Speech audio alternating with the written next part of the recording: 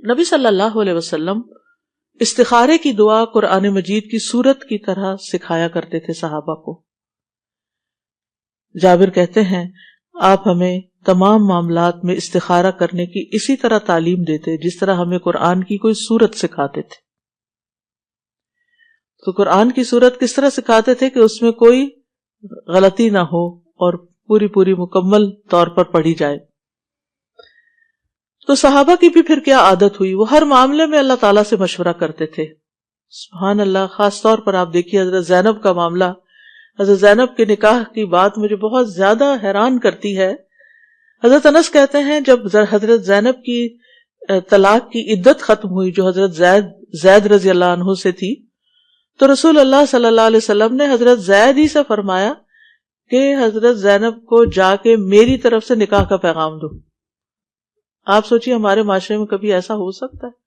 وہ ہمارے معاشرے میں تو یہ مسئلہ ہے کہ اگر کسی نے طلاق دی اور پتہ چلے کہ اس لڑکی کی شادی کہیں اور ہونے لگی ہے تو پھر تو قیامت ہی آ جائے گی. پھر تو وہ فساد اور طوفان اٹھائیں گے اور کئی طرح کے شر کے دروازے کھول دیں گے کہ اس لڑکی کی شادی اگر ہم نے نہیں رکھا اس کو تو کوئی بھی نہ رکھے.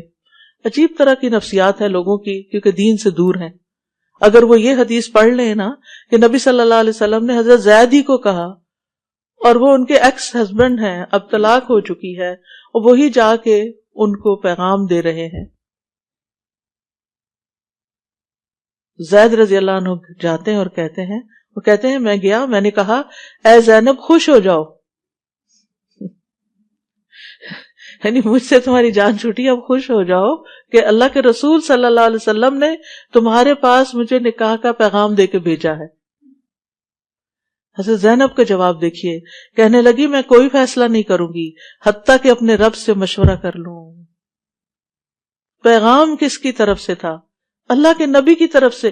ایک عورت کے لیے اس سے بڑا شرف کیا ہو سکتا ہے کہ وہ کسی نبی کی بیوی ہو، اور اس وقت بھی وہ اس خوشی کے عالم میں اس ایکسائٹمنٹ میں یہ نہیں بھولی کہ لیٹ می ڈو استخارہ فرسٹ، پہلے میں استخارہ کروں. اور ہمیں تو کوئی اگر آفر ہو اور کوئی دنیا کے لحاظ سے کسی چیز کا کوئی چارمنگ سی چیز نظر آ رہی ہے اور ہمیں پتہ چلے یہ ہمارے لیے، تو ہم کہتے چلو ڈن کر دو جلدی سے. استخارہ تو نہیں کرتے. آپ کو یہ ہوتا ہے نہیں وہ ہاتھ سے نکل جائے گی بس فوراً جلدی کرو، وہ استخارہ بعد میں ہوتا رہے گا. نہیں، پہلے استخارہ پھر ہاں. پھر آپ دیکھیے وہ اپنی نماز کی طرف اٹھی، نماز گاہ کی طرف اٹھی، یعنی پیغام آیا اٹھ کے فوراً ہی استخارہ کیا. یعنی استخارے میں بھی کوئی بہت سوچ بچار نہیں کرنی چاہیے. جب آپ نے کوئی فیصلہ کرنا ہو، کوئی آفر آئی ہے، فوراً اٹھے استخارہ کریں. اور ادھر قرآن میں حکم اتر آیا اور اللہ سبحانہ تعالیٰ نے خود سے ہی آسمانوں پر ان کا نکاح کر دیا اور رسول اللہ صلی اللہ علیہ وسلم اجازت کے بغیر ان کے پاس داخل ہو گئے. That's it. اللہ سبحانہ تعالیٰ نے ان کا استخارہ قبول کر لیا، خیر کی دعا قبول کر لی اور ان کو وہ خیر عطا کر دی. اگر بظاہر خیر کا کام بھی نظر آتا ہو، اس حدیث سے کیا پتہ چلتا ہے کہ خیر کا کام بھی نظر آتا ہو پھر بھی استخارہ کریں. آپ ہر لحاظ سے بالکل سیٹسفائیڈ ہیں، بس آخری فائنل سگنیچر کرنے جا رہے ہیں، آپ کو لگتا ہے بالکل میں صحیح فیصلہ، آپ کا دل بھی مطمئن ہے، شرح صدر ہے، پھر بھی استخارہ کریں. امام نووی کہتے ہیں اس حدیث سے واضح طور پر پتہ چلتا ہے کہ جو کسی کام کا ارادہ کرے اس کے لیے نماز استخارہ پڑھنا مستحب ہے، خواہ وہ کام بظاہر خیر کا ہی کیوں نہ ہو. بعض علماء کہتے ہیں کسی بندے کو دنیا کے کاموں میں بھی کسی کام کے لیے، یعنی اہم کاموں کے لیے، ایک تو نا روٹین کی عادت، ڈیلی روٹین کے، لیکن اہم کاموں کے لیے اس وقت تک آگے نہیں بڑھنا چاہیے جب تک وہ اللہ سے اس میں خیر کا سوال نہ کر لے، یعنی نماز استخارہ کی 2 رکعتیں ادا نہ کر لے. استخارہ شرمندگی سے بچانے کا ذریعہ ہے. شیخ الاسلام ابن تیمیہ کہا کرتے تھے جو انسان خالق سے استخارہ کرے اور مخلوق سے مشورہ کرے اور اپنے کام میں ثابت قدمی دکھائے وہ کبھی پشیمان نہیں ہوگا. یعنی اپنی طور پر ایفرٹ کرتا رہے، آگے بڑھتا رہے. انسانوں سے مشورہ کرتا رہے اور اللہ سے دعا کرتا رہے، کامیابیوں کے دروازے کھل جائیں گے۔ یہ 3 فیکٹرز ہیں۔ ایک ہے آپ کی ذمہ داری، اور وہ کیا ہے؟ محنت کرنا، کوشش کرنا، قدم بڑھانا۔ دوسرا ہے لوگوں کے ساتھ مشورہ، اچھے قابل لوگوں کی رائے لینا جو اس چیز اس فن کے ماہر ہوں، ان سے پوچھنا۔ اور تیسرے ہے اللہ سبحانہ تعالیٰ کی مدد حاصل کرنا۔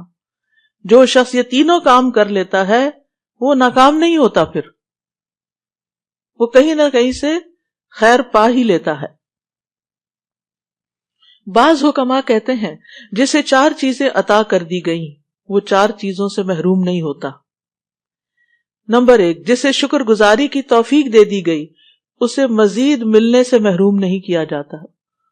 سبحان اللہ، یعنی اس کو مزید نعمتیں ملتی چلی جائیں گی جب تک وہ شکر گزار ہوگا۔ نمبر 2، جسے توبہ کی توفیق دے دی گئی اسے اس کی قبولیت سے محروم نہیں کیا جاتا۔ نمبر 3، جسے استخارہ کرنے کی توفیق دے دی گئی اسے بہتری سے محروم نہیں کیا جا سکتا، نہیں کیا جاتا۔